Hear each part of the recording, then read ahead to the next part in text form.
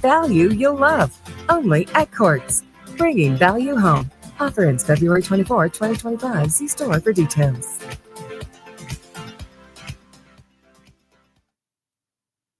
Welcome back to WFM's Midday News, brought to you with the kind compliments of Coates St. Vincent Limited. First on the local scene, the Zero Hunger Trust Fund, in collaboration with the Food and Agriculture Organization, the FAO, distributed 3,000 broiler chicks and 650 layers to over 120 persons at the Ministry of Agriculture on Friday, February 7th. This is part of the government's food security drive throughout the country, promoting backyard gardening and poultry production among farmers, schools, and backyard gardeners. Speaking in an interview with the API, Executive Director of the Zero Hunger Food Trust Fund, Sophia Hornbeek, stated that the partnership with the FAO is crucial as it promotes sustainable development, enables individuals to access the resources to generate their own food, and combat challenges of food scarcity in households. FAO's National Disaster Risk Management Coordinator, Cindy Eugene, stated that this is all part of post-burial recovery effort, focusing mainly on food production. Since the initiative began, over 10,000 chicks have been distributed. The St. Vincent and the Grenadines Scout Association now has a new national executive to carry the mandate of the organization forward.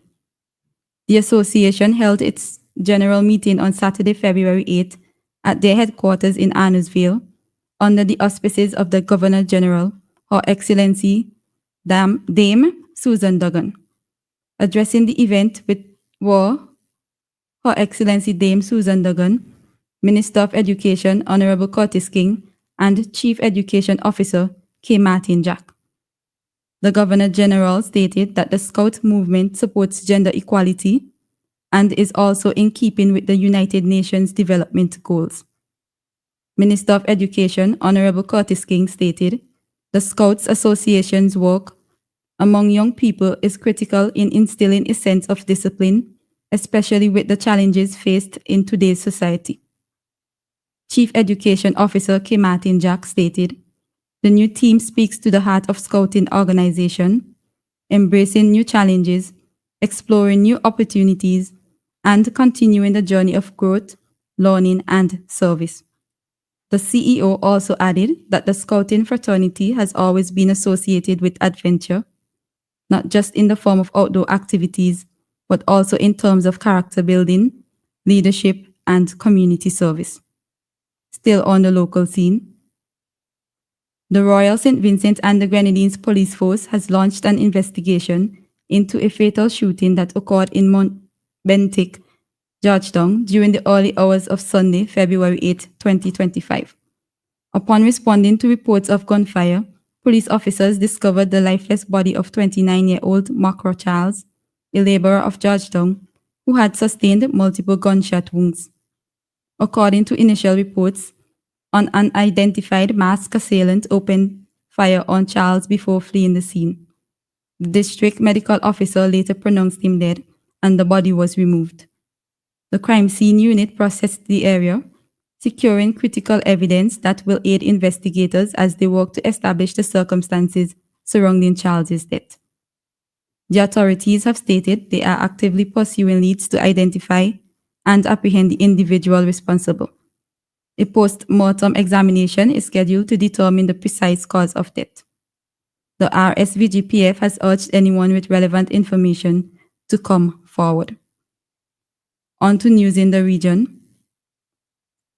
The Ministry of Home Affairs in Guyana has announced the official launch of the new Cooperative Republic of Guyana 10-year passport, available to citizens as of yesterday.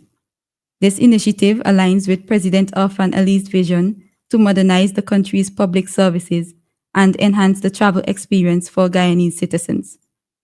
The new passport introduces a range of advanced security features, including an embedded electronic chip to meet international standards for secure travel documents, and all passports align applicants will be required to undergo biometric enrollment, which includes fingerprinting.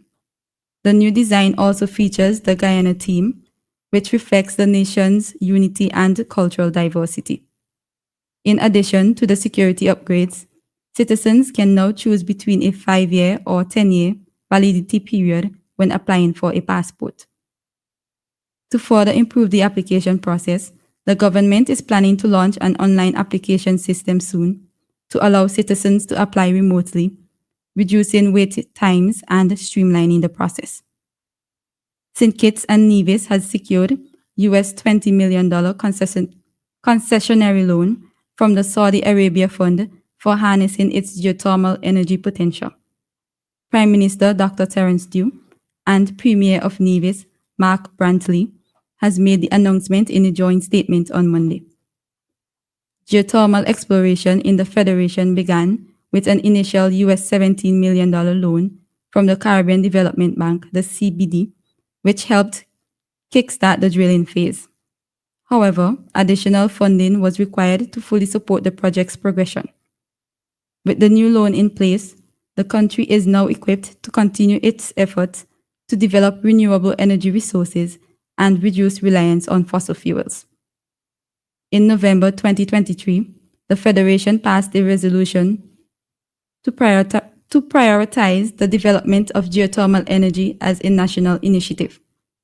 This move aligns with St. Kitts and Nevis's broader goals of sustainable development and energy independence.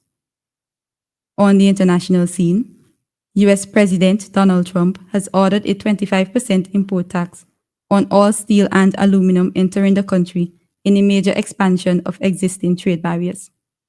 The tariffs, which will increase the cost of importing the metals into the US, come despite warnings of retaliation from some political leaders in Canada, America's biggest supplier of the metals, as well as other countries.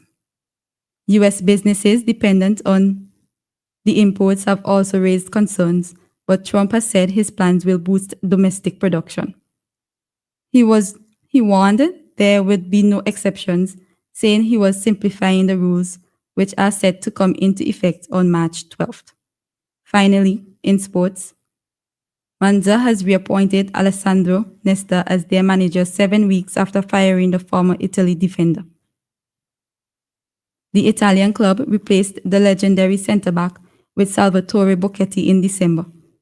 They later dismissed the ex-Hellas Verona coach after a defeat on Sunday left them 8 points from safety at the bottom of Serie A.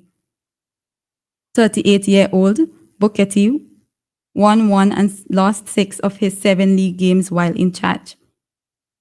Nesta was originally appointed external Monza boss in July before being fired, but has now returned, and his first match back in charge will be against Lecce on Sunday, February 16th.